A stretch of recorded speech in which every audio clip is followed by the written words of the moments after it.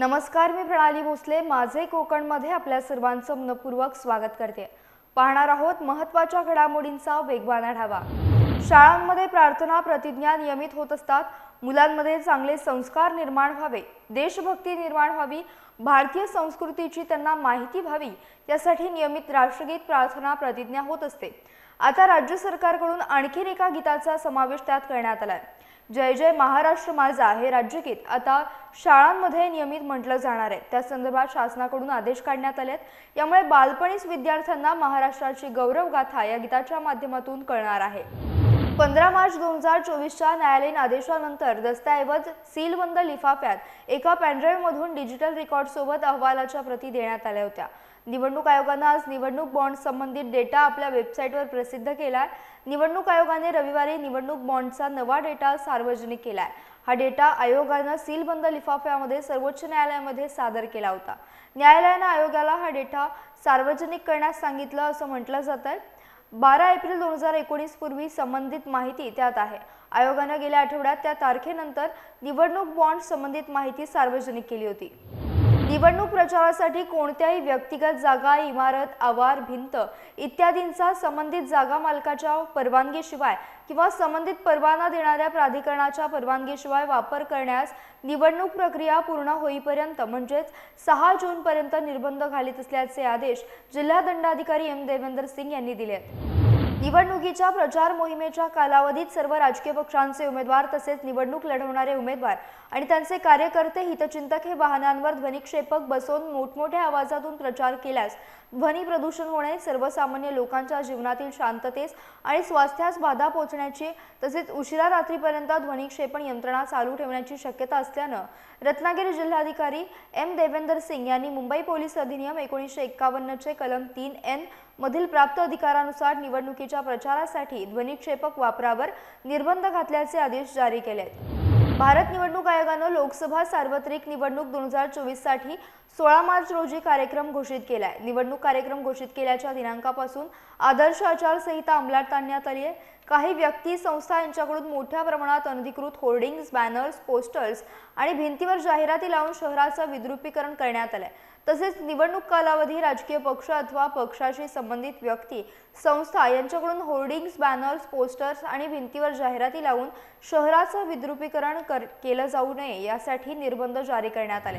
निवडणुकीचे साहित्य कोणत्याही सार्वजनिक ठिकाणी, रस्त्यावर, रहदारीस अडथळा होईल किंवा अपघात होईल अशा पद्धतीने लावण्यास निवडणूक प्रक्रिया पूर्ण होईपर्यंत म्हणजेच 6 जून पर्यंत निर्बंध घालीत असल्याचे आदेश जिल्हा दंडाधिकारी एम देवेंद्र सिंग यांनी जारी केले.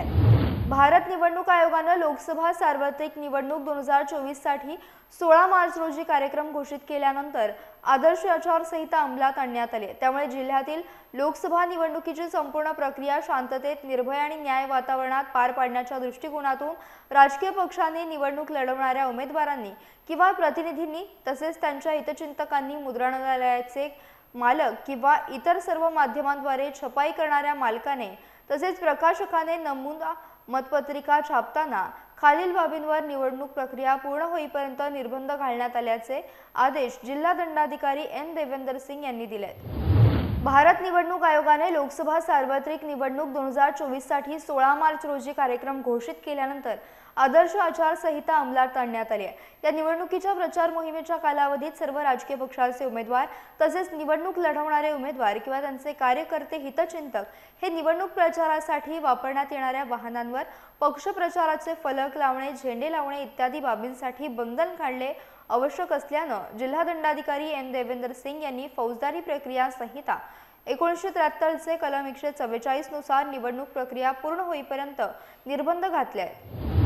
रत्नागिरी शहरातील मालमत्ता कर थकीतदारांवरील कारवाईला वेग आलाय. गेल्या 10 दिवसात तब्बल 70 पेक्षा अधिक मालमत्तांवर जप्तीची कारवाई करण्यात आली. त्याचबरोबर 38 नळ जोडण्या तोडून पाणी पुरवठा देखील खंडित करण्यात आला. या कारवाईमुळे मालमत्ता कर आणि पाणीपट्टी भरणाऱ्यांसाठी रत्नागिरी नगरपरिषदेच्या नागरी सुविधा केंद्रात गर्दी वाढली आहे. रत्नागिरी शहरातील मालमत्ता कर आणि पाणीपट्टी रक्कम भरण्यासाठी यावर्षी वेळच्या वेळी मागणी बिले देण्यात आली. या चालू वर्षाच्या करांसह थकीत कर वसुलीसाठी मार्च महिन्याच्या प्रारंभीच वसुली पथके देखील नेमण्यात आली होती. 10 दिवसांपेक्षा अधिक वेळ एडनच्या आखातात हायजॅक केलेल्या व्यापारी जहाज रुएनला वाचवण्याचे ऑपरेशन भारतीय नौदलाने पूर्ण केले. हे ऑपरेशन भारतीय किनारपट्टीपासून 2600 किलोमीटर इतक्या दूर अंतरावर करण्यात आले. या ऑपरेशनमध्ये 35 सोमालियन समुद्री चाचा अर्थात लुटेऱ्यांना ताब्यात घेण्यात आलं असून 17 क्रू मेंबरना सुरक्षितपणे बाहेर काढण्यात आले. या कारवाईतून हिंद महासागरात शांतता आणि स्थिरता मजबूत करण्याचा आणि लुटेऱ्यांचा प्रयत्न हाणून पाडण्याचा नौदलाचा निर्धार दिसून येतोय. या जहाजात अंदाजे 37,000 टन माल भरलेला असून त्याची किंमत 10 लाख अमेरिकन डॉलर इतकी आहे. या जहाजाला भारतात सुरक्षितपणे आणण्यात येणार आहे. सागरी लुटेऱ्यांच्या हल्ल्यामुळे ऐन रमजानच्या सणातच भारतीय बंदरातून होणाऱ्या फळांच्या निर्यातीला अडचणी निर्माण झाल्यात. युरोप, आशिया आणि आफ्रिका खंडाशी जोडणारा आणि मालवाहू जहाजांसाठी कमी अंतराचा असलेला तांबडा समुद्र याला मोठा वळसा घालून मालवाहू जहाजांना प्रवास करावा लागत असल्यानं जहाजांच्या सर्व प्रकारच्या मालवाहतूक भाडेदरांमध्ये मोठ्या प्रमाणात वाढ झाली आहे. यामुळे सागरी मार्गावरील होणाऱ्या मालाच्या आयात निर्यातीचं प्रमाण 30% घटलं असल्यानं व्यापाऱ्यांमध्ये सध्या चिंतेचं वातावरण पसरलं आहे. कोकण रेल्वेच्या कुवारबाव येथील रेल्वे स्टेशन येथे सँडविच विकणाऱ्या तरुणाच्या जीवावर बेतल्यानं परिसरात खळबळ उडाली आहे. सध्या रेल्वेतून प्रवास करणाऱ्या प्रवाशांसाठी सँडविचसह अन्य खाद्यपदार्थांची विक्री केली जाते. शनिवारी प्रवाशांसाठी गाडी थांबायच्या अगोदर सँडविच विक्रीसाठी घेऊन जाणारा तरुण रेल्वेत चढताना रेल्वेच्या प्लॅटफॉर्म क्रमांक 2 वर पडला. उपचारासाठी त्याला जिल्हा रुग्णालयात दाखल करण्यात आलं होतं, मात्र उपचार सुरू असताना त्याचा मृत्यू झाला. पुणे-बंगळूर महामार्गावर वठार तर्फे वडगाव येथे सेवा रस्त्यावर कॉन्क्रीट मशीन लावत असताना भरधाव ट्रकने टेम्पोला पाठीमागून धडक दिली. रविवारी रात्री 7:30च्या सुमारास झालेल्या भीषण अपघातात 4 सेंटरिंग कामगार ठार झालेत तर 2 महिलांसह 8 जण जखमी झालेत. यातील दोघांची प्रकृती गंभीर आहे. जखमींवर CPR मध्ये उपचार सुरू आहेत. पेठ वडगाव पोलिसांनी ट्रक चालकाला ताब्यात घेतलाय. राजस्थानमधील अजमेरमध्ये काल रात्री रेल्वेचा अपघात झाला. मदार रेल्वे स्थानकाजवळ साबरमती आग्रा सुपरफास्ट ट्रेनची मालगाडीला धडक बसली. या धडकेनंतर पॅसेंजर ट्रेनचे 4 डबे आणि इंजिन रुळावरून घसरलाय. या अपघातात कोणतीही जीवितहानी झाली नसली तरी मोठ्या प्रमाणात प्रवासी जखमी झालेत. अधिकाऱ्यांनी दिलेल्या माहितीनुसार मदार रेल्वे स्थानकाजवळ साबरमती आग्रा सुपरफास्ट ट्रेनच्या इंजिनसह 4 डबे रुळावरून घसरल्याचं वृत्त. तात्काळ बचाव पथकाने घटनास्थळी दाखल होत जखमींना उपचारासाठी अजमेर स्थानकात नेण्यात आलं. तर कोलकाता येथील गार्डन रीच परिसरात एक बांधकाम सुरू असलेली बहुमजली इमारत कोसळली. ही भीषण घटना रविवारी मध्यरात्री 12च्या सुमारास घडली. कोलकाता महानगरपालिकेच्या वॉर्ड क्रमांक 134 अंतर्गत गार्डन रीच भागात 5 मजली इमारत बांधली जात होती. बांधकाम सुरू असलेल्या बहुमजली इमारतीच्या आजूबाजूला अनेक झोपड्यांसारखी घरे आहेत. झोपडीसारख्या घरावर इमारत पडली आहे. ढिगाऱ्याखाली दबल्यानं अनेक जण जखमी झालेत. घटनेची माहिती मिळताच कोलकाता पोलीस आणि अग्निशमन दलाचे पथक घटनास्थळी दाखल झाले आणि त्यांनी बचाव कार्य सुरू केले. प्रशासनासह स्थानिक लोकांनी देखील बचाव कार्यात मदत केली. ढिगाऱ्यातून आतापर्यंत 10 जणांना बाहेर काढण्यात आलं असून त्यांना जवळच्या कलकत्ता मेडिकल रिसर्च इन्स्टिट्यूटमध्ये दाखल करण्यात आले. बनावट कागदपत्रांच्या आधारे 34 लाखांचे गृहकर्ज मिळवून फायनान्स कंपनीची फसवणूक केल्याची घटना समोर आली आहे. या प्रकरणी तिघांवर वाशी पोलीस ठाण्यात गुन्हा दाखल करण्यात आलाय. वाशीतील हिरो फायनान्स कंपनीला बनावट ग्राहकाने 34 लाखांचा चुना लावलाय. त्याशिवाय या व्यक्तीने इतरही बँकांकडून बनावट कागदपत्रांद्वारे कर्ज मिळवून फसवणूक केली आहे. हिरो हाऊसिंग फायनान्स कंपनीला त्यांची फसवणूक झाल्याचे लक्षात आल्यानंतर कंपनीने पोलिसांकडे तक्रार केली. त्यानुसार कर्ज मिळवणारी व्यक्ती आणि 2 साक्षीदार यांच्यावर वाशी पोलीस ठाण्यात गुन्हा दाखल करण्यात आलाय. मोबाईल सिम कार्डसाठी नवीन नियम जारी करण्यात आले.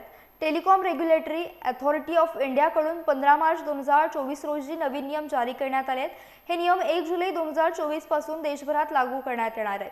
ट्रायच्या म्हणण्यानुसार नियमात बदल केल्यानं फ्रॉडच्या घटना रोखण्यात यश मिळू शकतं, मात्र सामान्य युजर्सना त्रास सहन करावा लागू शकतो. मोबाईल सिम कार्डसाठी हे नवीन नियम जारी करण्यात आलेत. या नवीन नियमांतर्गत ज्या मोबाईल युजर्सनी अलीकडेच त्यांचे सिम कार्ड स्वॅप केलेत तर ते त्यांचा मोबाईल नंबर पोर्ट करू शकत नाहीत. सिमच्या अदलाबदलीला सिम स्वॅपिंग असं म्हणतात. म्हणजे सिम कार्ड हरवल्यानंतर किंवा सिम तुटल्यानंतर सिम स्वॅपिंग केले जातं. अशावेळी तुम्ही तुमच्या टेलिकॉम ऑपरेटर करून तुमचे जुने सिम बदलून नवीन सिम घेतले जाते. राज्यातील पोलीस दल येत्या काळात आणखीन हायटेक होणार आहे. कृत्रिम प्रज्ञेच अर्थात AIचा देशभरातील वाढता वापर लक्षात घेता राज्यातील पोलीस दलात देखील हा प्रयोग राबवण्यात शिंदे-फडणवीस सरकारनं मान्यता दिली आहे. राज्यातील पोलीस दलात कृत्रिम प्रज्ञेचा वापर करण्यासाठी SPB स्थापन करण्यास शनिवारी आयोजित करण्यात आलेल्या मंत्रिमंडळाच्या बैठकीत मान्यता मिळाली. मुंबईसह राज्यात वाढत असलेले सायबर गुन्हे रोखण्यासाठी सेमी ऑटोमेटेड प्रोसेसिंग प्रकल्प राबवण्यात येणार असून यास मंत्रिमंडळानं मान्यता दिली. तर आता लक्झरी कार्स म्हटलं की मर्सिडीज बेन्झ कंपनीचं नाव अग्रगण्य कंपन्यांमध्ये घेतलं जातं. या कंपनीने आता एक मोठा निर्णय घेतलाय. ही कंपनी कारच्या उत्पादनासाठी आता चक्क ह्युमनॉइड रोबोट्सची मदत घेणार आहे. आपल्या फॅक्टरीमधील कामगारांना मदत म्हणून हे रोबोट काम करतील असं कंपनीनं म्हटलंय। यासाठी मर्सिडीजने एप्रॉनिक या ह्युमनॉइड रोबोट बनवणाऱ्या कंपनीसोबत करार केलाय। ही कंपनी मर्सिडीजला अपोलो नावाचा ह्युमनॉइड रोबोट बनवून देणार आहे। मानवी मेहनत लागणारी कित्येक कामं यामुळे ऑटोमेटेड होणार आहेत। सध्या बॉक्स ऑफिसवर अजय देवगण आणि आर माधवन यांचा शैतान हा सिनेमा जबरदस्त गाजत आहे। हा सिनेमा रिलीज होण्यापूर्वीच त्याची प्रेक्षकांमध्ये चर्चा रंगली होती। इतकंच नाही तर अनेकांनी या सिनेमाचं ॲडव्हान्स बुकिंग देखील केलं होतं। विशेष म्हणजे हा सिनेमा सध्या बॉक्स ऑफिसवर यशस्वीरित्या घोडदौड करत आहे। या सिनेमाने अवघ्या काहीच दिवसांमध्ये 100 कोटींचा आकडा पार केलाय। शैतान रिलीज झाल्यानंतर सिद्धार्थ मल्होत्राचा योद्धा आणि आदाश्रमाचा बस्तर द नक्सल स्टोरी हे सिनेमे रिलीज झाले होते। मात्र या सिनेमांमुळे शैतानच्या कमाईवर कोणताही परिणाम झाल्याचं पाहायला मिळत नाही। यासह वेळ झाली इथेच थांबण्याची। तुम्ही कुठेही जाऊ नका, पाहत रहा फक्त माझे कोकण।